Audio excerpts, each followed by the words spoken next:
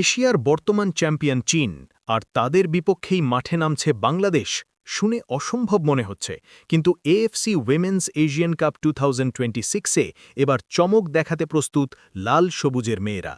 প্রথমবারের মতো মূল পর্বে খেলতে নামছে বাংলাদেশ নারী ফুটবল দল, আর বিশ্লেষকরা বলছেন এই ম্যাচে অঘটন ঘটতেই পারে। কারণ ১. দলে যোগ হয়েছে ইউরোপীয় অভিজ্ঞতা। সুইডেন প্রবাসী আনিকা রানিয়া সিদ্দিকী ইতোমধ্যেই জাতীয় দলে অনুশীলন করছেন।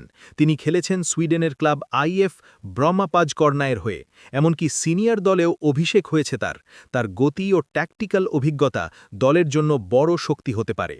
কারণ ২. বাংলাদেশের রক্ষণ এখন আগের চেয়ে অনেক বেশি সংগঠিত।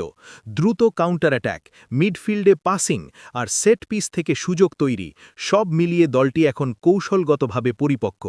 প্রথমার্ধে গোল না খেলেই ম্যাচের চাপ ঘুরে যেতে পারে চীনের ওপর। আর কারণ ৩. তরুণ শক্তি ও ফিটনেস।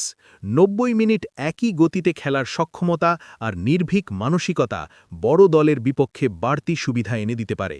কাগজে কলমে চীন এগিয়ে, কিন্তু ফুটবল সবসময় পরিসংখ্যান মানে না। তাহলে কি ইতিহাস গড়তে যাচ্ছে বাংলাদেশ? আপনার কি মনে হয়, চীনকে হারাতে পারবে তো আমাদের মেয়েরা? মন্তব্যে জানান।